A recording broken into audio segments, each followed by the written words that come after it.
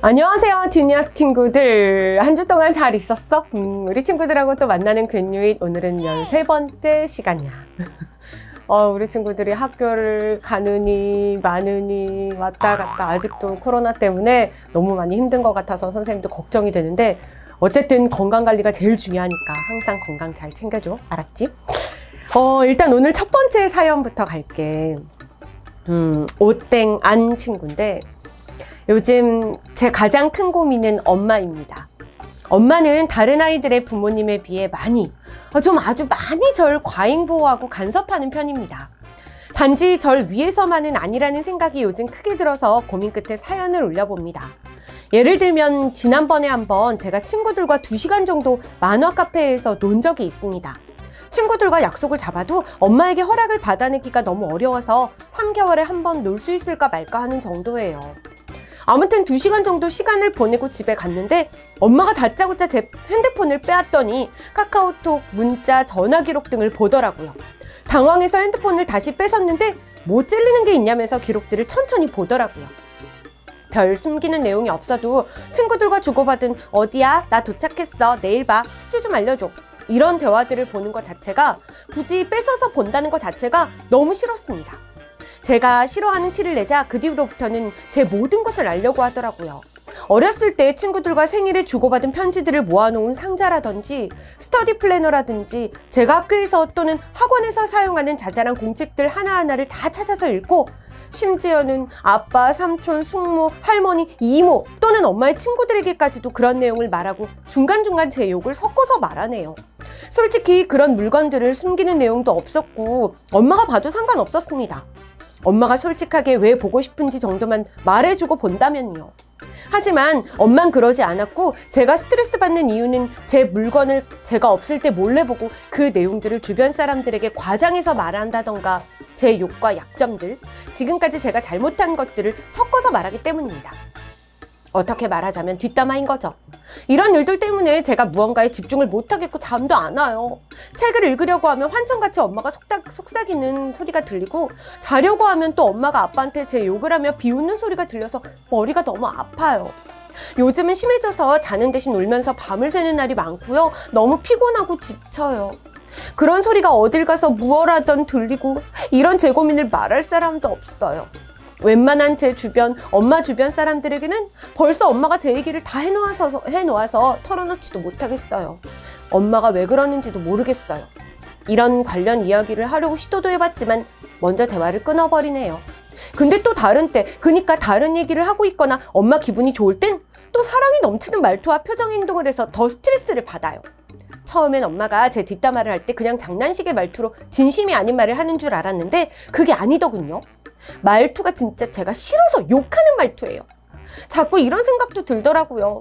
난 아직 어린데 믿고 기댈 사람도 없고 내 얘기를 들어주고 내 옆에 있어줄 사람이 없어. 이제는 공부를 하고 있을 때 엄마가 오는 소리만 들어도 배가 너무 아프고 눈물이 나요. 이젠 질려요.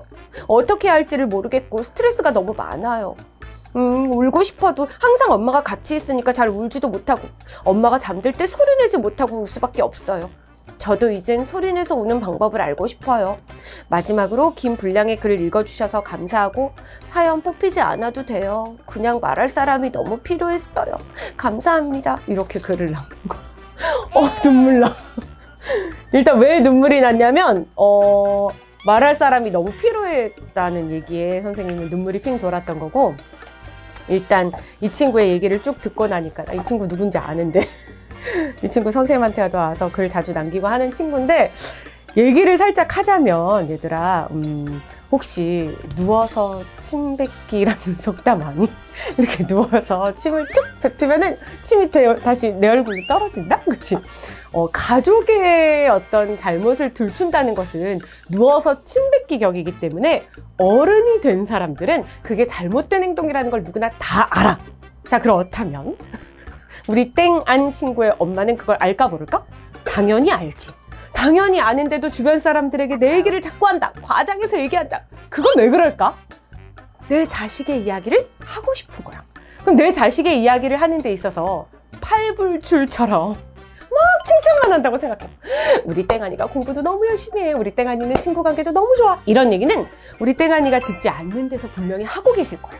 근데 땡아니 듣는 앞에서 우리 땡아니는 너무 잘해. 너무너무 열심히 하고 정말 너무 바른 친구야 라고 얘기하면 얼마나 민망하겠어. 그러니까 일부러 그냥 친구나 친척이나 이런 데 있어서 아유 걔가 그랬다? 약간 이런 식으로 얘기하는 거야. 근데 그걸 듣는 상대방들의 어른들은 대부분 어머 걔 이상한 애야 라고 생각하지 않아. 아이고 저러면서 자기 자식 자랑하는 거 봐. 이렇게 안단 말이야. 그러니까 절대로 엄마는 땡아니를 욕하기 위해서 정말 땡아니를 내가 난처하게 만들어서 쟤는 정말 내 자식이 아니야 이런 마음으로 얘기하는 게 아닐 거라는 건 내가 정말 100% 장담해. 진짜 이건 99도 아니야. 이건 100% 장담해. 엄마의 마음은 그런 걸 것이다 라고 선생님은 100% 장담하고, 아빠와 얘기하는 건 이제 엄마가 땡아니를 욕하기 위해서가 아니야. 엄마와 아빠가 힘을 합쳐 낳은 게 땡아니인걸? 그러다 보니까 이 땡아니의 소식에 대해서 아빠에게도 공유하고 싶은 마음에 이런 얘기 저런 얘기 사사로운 얘기를 하면서 우리 아이가 이렇게 성장하고 있어요 라는 얘기를 공유하는 거라고 생각해야 돼. 이거를 정말 나를 막 정말 힘들게 하기 위해서 하는 얘기는 아니야. 그리고 아까 중간에 엄마가 어쩔 때 사랑스러운 말투를 해서 더 스트레스 받는다고 했잖아. 근데 그게 진심이야. 그게 진심인데 그걸 자주 표현하지 않으셨을 뿐이라고 나는 생각해. 이 엄마와 딸의 관계라는 게 그런 것 같거든. 선생님도 한때는 엄마와 딸의 관계다 보니까 어릴 때는 엄마가 왜 저래? 이런 생각할 때도 있었어. 근데 지금 이만큼 나이를 먹고 보니까 내 나이 25이잖아? 이만큼 나이를 먹고 보니까 누구보다도 엄마를 이해할 수 있는 사람은 딸밖에 없더라고. 그래서 지금은 아직 잘 모르지만 정말 나이를 조금씩 먹어가다 보면 엄마가 그때 그 마음이었구나. 엄마가 나를 사랑해서 그랬구나 라는 걸 절실히 깨닫게 돼. 그러면 이제 그러기 위해선 사실은 결혼을 해서 자식을 낳아봐야 안다고 하더라고. 근데 난 아직 못 가봤지만, 결혼도 못했고 아이도 못 낳았지만 이젠 그래도 알 것 같아. 엄마의 마음이 그런 거였구나. 그리고 엄마를 그때 내가 좀 더 따뜻하게 해줬으면 더 좋지 않았을까? 이런 생각도 들거든. 그러니까 지금 선생님이 해줄 수 있는, 확신 있게 얘기할 수 있는 한 가지는, 엄마는 이 세상 누구보다 땡아니를 위해서라면 목숨까지도 바칠 준비가 되어 있는 분이야. 내가 그것만큼은 확신 있게 얘기할 수 있어. 그러니까 거기에 대해서 의심하지 말고 그로 인해서 스트레스를 만들어받지 않았으면 좋겠어. 정말 서운한 부분이 있다면 그건 엄마랑 말을 하다 보면 좀 감정이 격해질 수도 있고, 엄마도 그냥 좀 서툴잖아. 딸이 처음인걸, 그렇잖아. 그러니까 이렇게 말을 하다 보면 감정이 격해져서 의도치 않게 대화가 흘러갈 수도 있으니 편지로 엄마한테 사실 엄마 이러이러한 부분들이 좀 속상했어요 라고 글을 전하면 엄마도 충분히 읽고 또 읽고 또 읽으면서 땡아니의 마음을 헤아려주기 위해 더 노력하실 것 같아. 그리고 이렇게 문자 전화기로 막 보시는 거는 아직 그 나이 때는 부모님이 이렇게 물가에 내놓는 아이라는 생각이 드니까 이 아이의 모든 걸 내가 다 알고 싶은 마음이 드시는 거야. 하나 웃긴 얘기 해줄까? 선생님이 어디가 아파서 병원 간다고 그래서, 그럼 우리 아빠가 하는 말이 있어. 얘랑 병원 같이 가라고. 우리 엄마한테 꼭 시켜. 아빠는 이제 출근하시니까 얘 데리고 병원 가라고 막 이런다? 내 나이가 몇 갠데 아직도 엄마랑 손잡고 병원에 가래. 그래서 그 얘기를 들을 때마다 우리 아빠 엄마 마음에 눈에는 그냥 내가 한참 어린아이처럼 보이는구나 라는 생각을 이젠 하거든. 그러니까 너무 속상해하지 않았으면 좋겠어. 알았지? 힘내. 파이팅. 자, 그 다음 두 번째 친구는 조땡인 친구야. 저는 일주일당 게임 시간이 4시간으로 정해져 있습니다. 근데 일주일에 16시간을 했어요. 엄마한테는 4시간만 했다고 거짓말을 쳤어요. 양심에 찔려요. 이게 사연이야. 어떡해. 양심에 찔려? 근데 이게 엄마한테 들켜서 양심에 찔리면 안 되고 나 스스로의 양심에 찔려야 돼. 내가 왜 그랬을까? 이건 나와의 약속인데 라고 스스로의 양심에 찔리는 행동이어야 돼. 이게 누군가에게 보이는 행동으로 인해서 나를 컨트롤하는 게 아니라 나 스스로를 내가 양심에 걸리는 행동을 하지 않게끔 해야 돼. 그리고 이 컴퓨터 컴퓨터 하다 보면, 특히나 게임을 하다 보면 시간 가는 줄 모를 때가 있잖아. 그럴 때는 컴퓨터 시간을 이제 한 1시간을 내가 해야겠다. 그러면 한 50분 정도의 타이머를 맞춰놓는 거야. 아주 소리가 엄청 큰 타이머를 맞춰놔. 그래서 50분에 한번 크게 울리게. 그러면 아직 할 시간이 10분 남았군. 그러면서 또 5분 뒤에 한번 또 올리게. 그런 다음 정각에 올리게. 그래서 내가 3번 뒤에는 꼭 이걸 그냥 무조건 끈다 라는 생각으로 임할 수 있게끔 조금 독한 마음을 먹고 나 스스로의 양심에 걸리지 않는 행동을 하길 바랄게. 알았지? 엄마한테는 솔직하게 얘기해볼까 우리? 어때? 자, 그 다음 고민으로 갈게. 홍땡인 친구야. 유쌤, 저는 고민이 있어요. 저는 1학년 때부터 6학년까지 사립학교에 다녔거든요. 근데 중학생이 되어 이제 공립학교에 가요. 그래서 그런지 공부에 대한 고민이 많아요. 저희 학교는 영어를 잘해요. 사립. 1학년 때부터 하루에 7교시씩 하고 15명씩 분반에 영어와 한국어 수업 반반 했거든요. 한 반에 원어민 선생님 1분, 한국어 선생님 1분 이렇게 있고 반 학생을 총 30명 정도 돼요. 그런데 국어를 못해요. 히읗 이렇게. 그래서 걱정이 돼서 국어 공부는 매일 하고 있는데도 걱정이 되고 수학, 사회, 과학도 날짜를 정해 하고 있어요. 공립학교의 친구들도 걱정이고 3월 9일로 개학 날짜가 더 미뤄졌을 텐데. 그죠? 아예 생판 모르는 친구들이라 어떻게 친해져야 할지도 모르겠고 그래요. 국어를 매일 하다 보면 괜찮아지겠죠? 제 입으로 이런 말 하는 게 좀 부끄럽지만 1학년부터 6학년 때까지 그래도 상위권이었는데 그 사립과 공립의 차이가 있잖아요. 공립에서 사립으로 온 친구는 저희 학교가 국어를 잘 못하는 것 같다고 하더라고요. 중학교 생활도 걱정이고 국어도 걱정이에요. 국어를 어떻게 하면 잘할까요?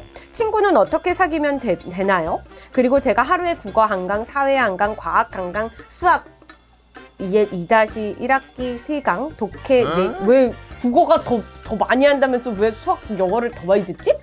그러면서 아무튼 그래머존 이것도 한 강 들어요. 국어 학습량을 좀 더 늘려야 할까요? 아님 괜찮나요? 답변 부탁드려요. 사랑해요 유쌤. 나도. 근데 얘기하고 싶은 건 뭐냐면 국어 강의를 듣는 게 중요한 게 아니야. 국어 한 강 듣는 거로 진도를 뺄 수 있다면 충분히 괜찮아. 근데 독서를 해야 돼. 국어를 잘하려면 독서를 해야 돼. 지금 이 시기에 시간이 학교를 못 가고 있는 이 시기 동안에 국어 강의는 매일 한 강씩 보더라도 독서는 매일 1시간씩 해. 그러면 진짜 국어 실력이 훅 늘어날 수 있어. 영어, 수학 공부 물론 치중해야 되는 건 선생님도 당연히 잘 알아. 그런데 국어를 잘하고 싶으면 독서를 일단 해야 되고 사립학교든 공립학교든 큰 차이 없어. 다 비슷비슷해. 사람들 사는 거 다 비슷하다.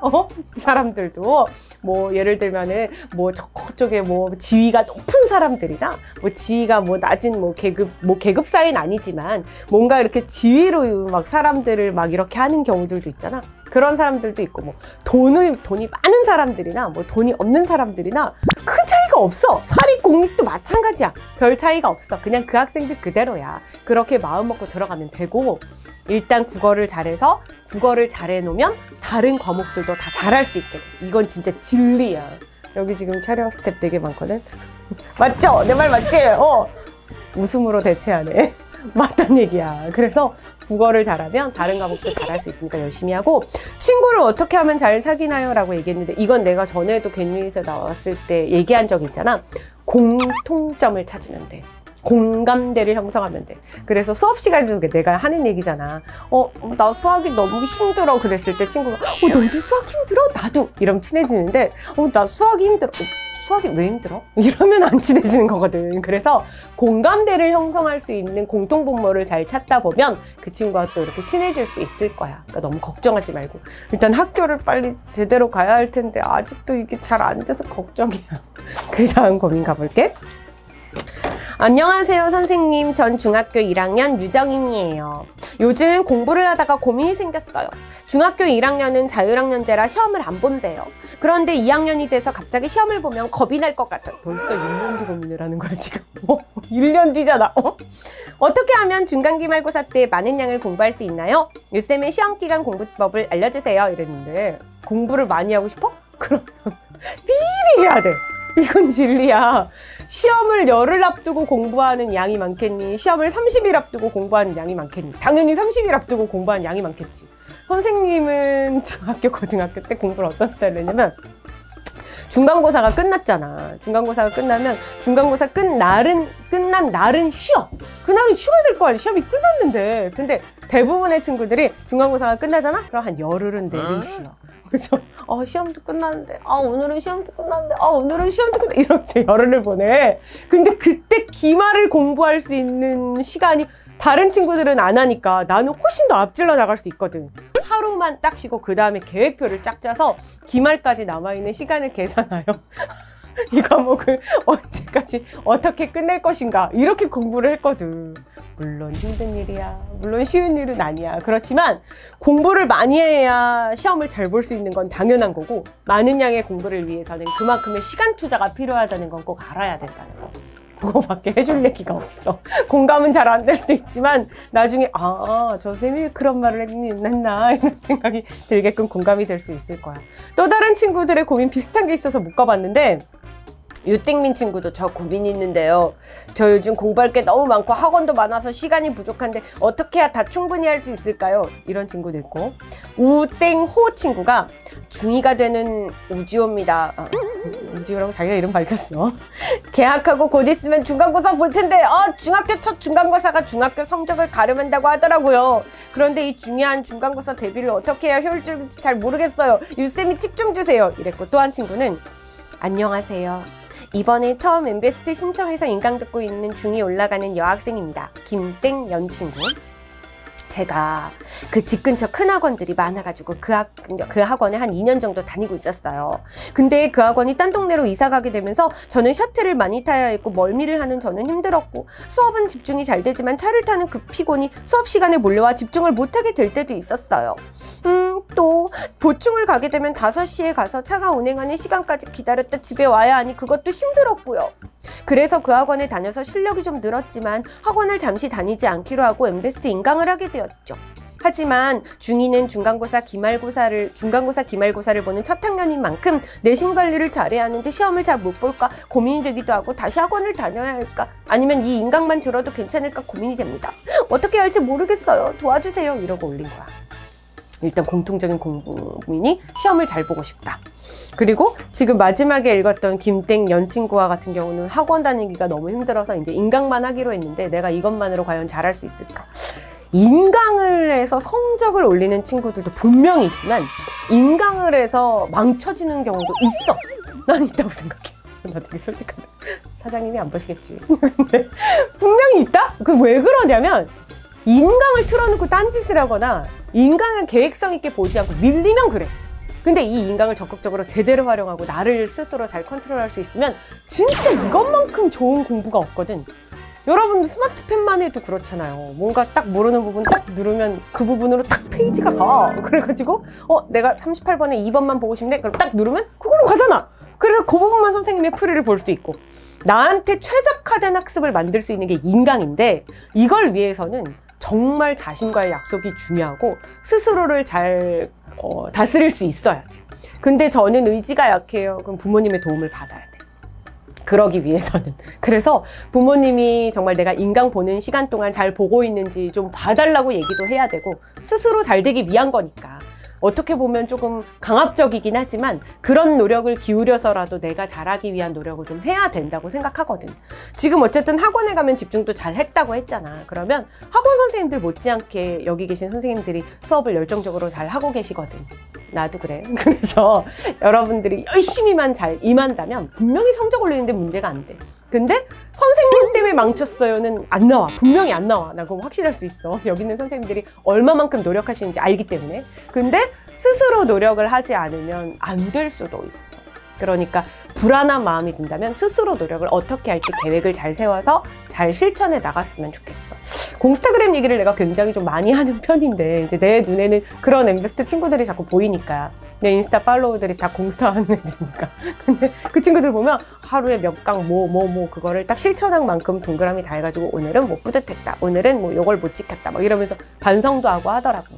꼭 인스타그램에 올리지 않더라도 스스로 이렇게 계획표 만들어서 학습 플래너 짜가지고 열심히 하는 연습을 좀 했으면 좋겠어. 그럼 잘할 수 있을 거야. 일단 불안한 마음은 버리고 자신감부터 가져. 그리고 아까 1년 뒤 거부터 벌써 고민하는 친구 있었지? 그럴 필요 없어. 왜 걱정을 당겨다 해? 그때 가서 걱정 또 할 텐데. 그러니까 그럴 필요 없이 지금부터 차곡차곡 실력을 잘 쌓으면 돼. 알았지? 힘내. 지금 시간이 얼마나 지났지? 지금 22분. 오늘 여기까지 해야 되겠다. 그치? 우리 친구들하고 요만큼 또 고민의 얘기를 들어봤어. 한 주 동안 힘내서 잘 지내고 마스크 잘 쓰고 손 열심히 잘 씻고 코로나 걸리지 않게 조심해. 그럼 우린 다음 주에 또 만나도록 할게. 안녕.